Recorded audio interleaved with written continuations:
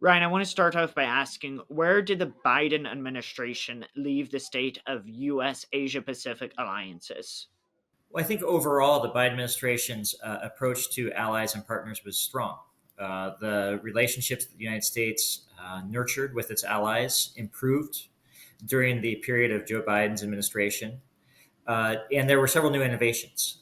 He really emphasized minilateral or quadrilateral groupings of countries to pool capabilities, both to accelerate innovation, to pre-position capabilities, and also to push back in areas of concern in the region.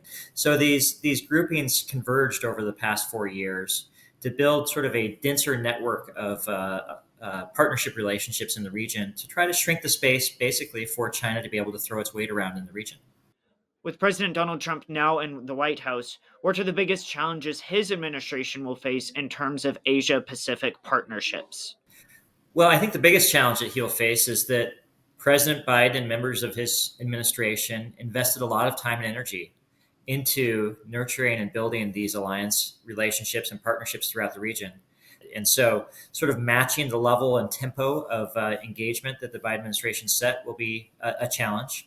The second challenge that President Trump will face is just a fundamental question, a philosophical question almost. To what extent does he view alliance relationships as additive to American power, and to what extent does he view them as a drain on American power and resources?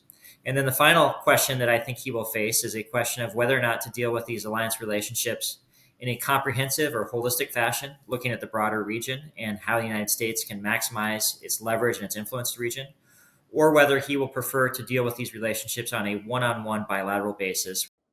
And that approach will change as there is a change in the landscape in the Asia Pacific region for matters such as climate change, economic, and defense challenges arise. So, how might the Trump administration approach this new landscape with its partners? Multilateral institutions will not serve as much of a meeting place or a place of convergence for the United States and its partners to work together. The United States, under President Trump, is withdrawing from many of these agreements and understandings, whether it's the Paris Climate Accords, the World Health Organization, or others.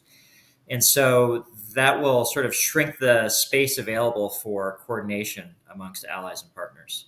Another is just on a thematic level. What will be the priorities of this incoming administration? As your question alluded to, I think that climate, defined as climate issues, will probably receive lesser prominence in the hierarchy of priorities that the Trump administration has than was the case during the Biden administration.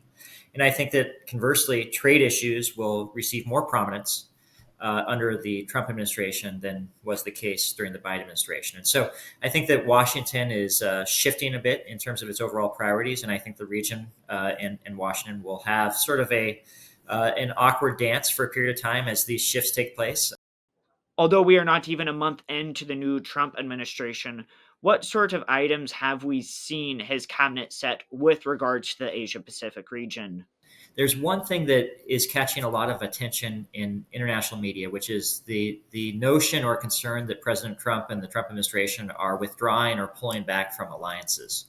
And I think that there's plenty of cause for concern, and it's something that we should pay careful attention to and monitor closely.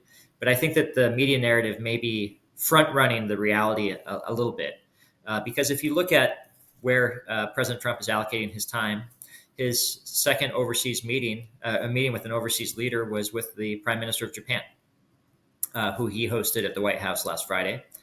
His Secretary of State has been active, including meeting with the leaders of, or his counterparts from the Quad countries. So that's United States, Australia, India, and Japan on his first day in first hours in office to signal his prioritization.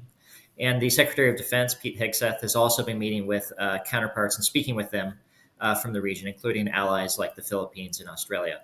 So there is a basis to have concern and to watch this issue, but I don't think that thus far the actions of the Trump administration would suggest the level of concern that the international media has decided to apply to this issue.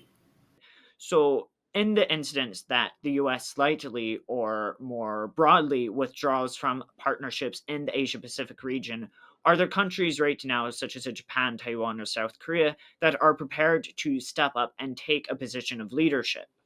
Well, I think one thing that many of the countries in Asia share is that none of them want to be dominated by China.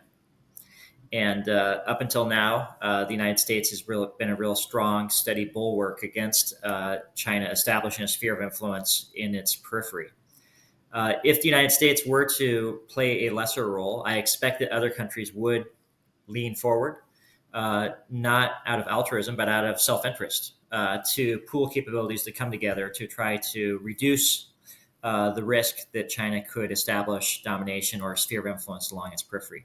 So, to your question, I think the answer is yes. I do expect that we will see activism on the part of countries in the region. But I'm not concerned that the United States is going to withdraw and cede a sphere of influence to Asia. I think that the United States' long-term national interests demand that it maintain an active presence and influence in the region. Because after all, Asia is the epicenter of innovation, and it's going to be the engine of the global economy in the 21st century. And so, if the United States wants to remain a global power, which I believe it does, it needs to maintain a presence in this dynamic part of the world.